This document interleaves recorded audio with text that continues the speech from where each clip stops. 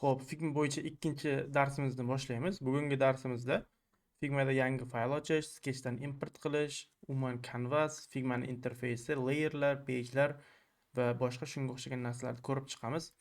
Xo'p, dastlab Figmada yangi faylni ikki xil yo'l bilan ochish mumkin. Birinchidan tepada o'sha turgan plus belgisi, xuddi boshqa brauzerlardagi o'xshagan va ikkinchisi bu yoqda new design file degan narsa ham bor bu yoqda. Bo'limcha o'sha ikkalasini ham ochaveramiz, farqi yo'q. Bundan ochdim, masalan, mana Figmadan yangi fayl ochdim. Bo'ldi. Shu bilan endi bu yoqdan faylni nomlaymiz. Ustiga bitta bossak, untitled degan narsa turibdi. Xo'p, aytaylik ikkinchi dars deb nomladim. Enterni bossam bo'ldi. Uje nomlangan mavzu o'sha fayl. Xo'p, endi sketchdan import qilishimiz kerak. Sketchdan qanaqa import qilamiz? Bu yoqda mana import file turibdi. Figma sketch and image files. Xo'p, ustiga bosamiz. Sketch file bor joyga boramiz. Masalan, menda bu yoqda bitta sketch file bor. Mana agar oldin sketchdan ishlab endi Figmaga o'tayotgan bo'lsangiz, masalan, sketchdan o'sha faylni nima deyardi nomini? O'sha source faylni yuklab olib, export qilib mana o'sha sketch file turibdi va type sketch file. Okay, open deb bosamiz. Endi buni mana shunaqa qilib ozgina kutib turamiz, faylni kattaligiga qarab. Mana o'sha sketch faylni bizga Figmaga yuklab beradi. Ungacha bu yoqda ko'rib turamiz. Xo'p, bu drafts degan narsa hozircha draftsda turib turadi. Hammasi team projectlarda hali keyin o'tamiz. Team projectga mana shu yerdan move qilsa bo'ladi.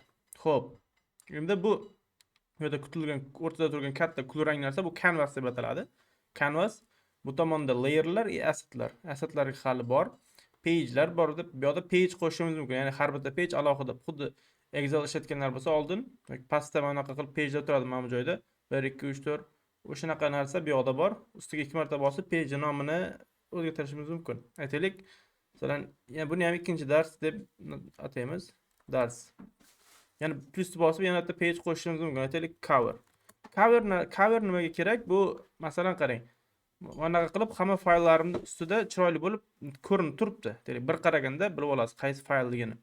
Bunaqa agar cover qo'yilmasa, mana bunaqa bo'lib juda xunukroq narsa turadi. Xo'p, o'shaning uchun cover yasashni o'rganamiz birinchi.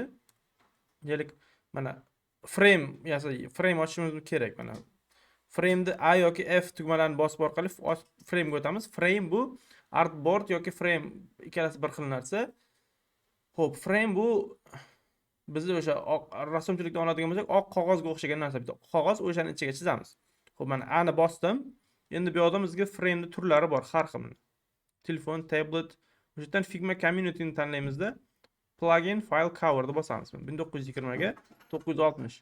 Xo'p, o'sha razmerda. Endi xo'p, bunga rang beraman. Aytaylik, masalan, bironta sariq yoki masalan qizil rang.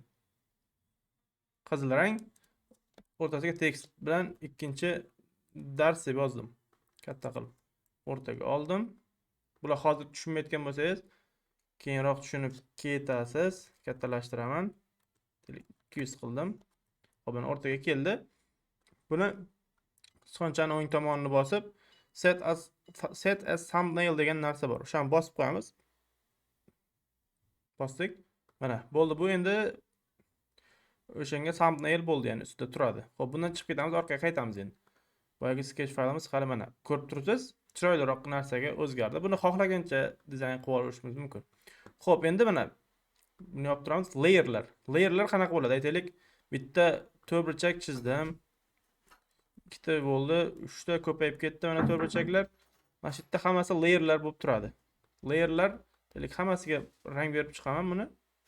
Bunisiga ko'k, bunisiga tavakkaldan bunaqa rang, bunisiga qizil, bunisiga bunaqa, bunisiga qop-qora rang. Mana eng tepada turgani degani eng usti degani.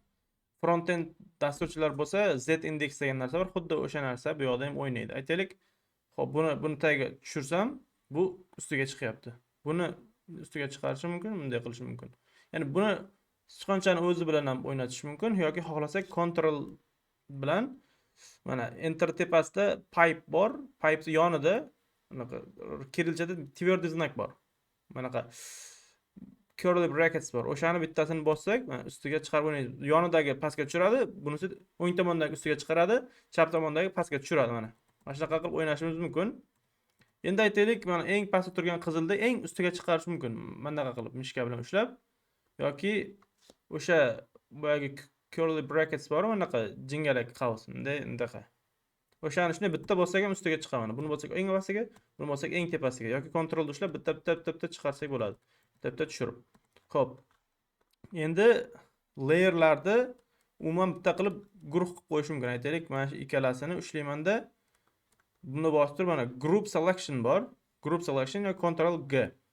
Ikkalasini bosib guruh qilaman. Ctrl G mana. Endi bu qayerga borsa ham ikkalasi birga yuradi mana. Buni bosib eng tepasiga olib chiqib qo'yaman buni. Qolganlar ikkalasini ushlab yurgizish mumkin. Buni shunday bittasida ushlab yurgizaveraman. Layerlar mana shunaqa. Endi frame ochgan paytimizda aytaylik, mana tablet yoki phone emas, masalan desktopda ochaylik, mana desktop 1.40 ga qanchadir mana. Frame'da belgisi mana bunaqa reshetka. Desktop 1. Buni ikki marta ustiga bosib nomini o'zgartirishimiz mumkin. Endi frame bilan boyagi to'rtburchakda nima farqi bor? Frame bu artboard. Buni prezentatsiyalarda, prototiplarda alohida ko'rish mumkin. Mayqa masalan to'rtburchak chizib qo'ysam, bu ikkalasining juda farqi katta. Frame'ni ichiga masalan to'rtburchak solib qo'yishim mumkin mana. Ichiga kirdi. Lekin men frame'ni to'rtburchak ichiga solib qo'ya olmayman. Uni iloji yo'q. To'rtburchak bu shunchaki to'rtburchak. Frame bu oq qog'oz. Xo'p. Mana ichiga to'rtburchak aytaylik chizdik. Uni rangini qizil qilib qo'ydim. Mana turibdi.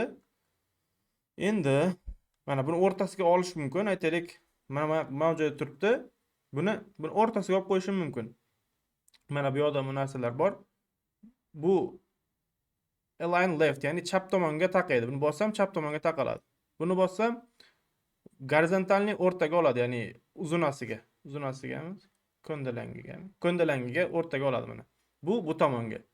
Bu tepaga, bu vertikalni o'rtaga, bu pastga. Endi shuni Alt bilan tugmasi orqali qilishimiz mumkin. Aytaylik, Alt bilan V ni bossak vertikalni o'rtaga oladi. Alt V vertikalni o'rtaga. Alt bilan H ni bossak gorizontalni o'rtaga oladi. Alt bilan W tepaga, Alt bilan A bu tomonga, Alt bilan S pastga, Alt bilan D bu tomonga mana. Alt orqali xohlagan joyimizga o'ynashimiz mumkin mana. Xo'p, masalan o'rtaga olib qo'ydim. Xo'p. Hozir pauza qilib turaylik. Shunaqa qilib o'rtaga oldik. Hozir faylimiz, mana fayl yuklandi. Bu narsa ochaman. Mana xuddi sketchda qanaqa ishlangan, layerlar qanaqa turibdi, hammasi bir xil turadi. Mana bunaqa so'roq chiqib qoladi belgisi, chunki bu shriftlar menda yo'q bo'ladi, lekin bu faylda bu shriftlar bo'ladi. O'shanaqa joyda chiqib qolishi mumkin. Bunaqa so'roq o'sha shriftni uстановка qilgandan keyin bu yo'qoladi avtomatik tarzda. Xo'p, mana style guide, screenlar hamma narsasini sketchdan import qilib olishim mumkin. Endi Figma'ni o'zini ham shunaqa qilishim mumkin. Aytaylik, mana shu narsani kimgadir shunday faylni o'zini tashib bermoqchiman.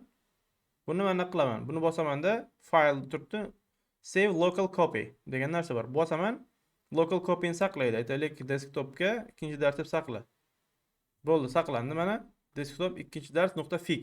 Fig formatida saqlaydi buni. O'chiraveraman.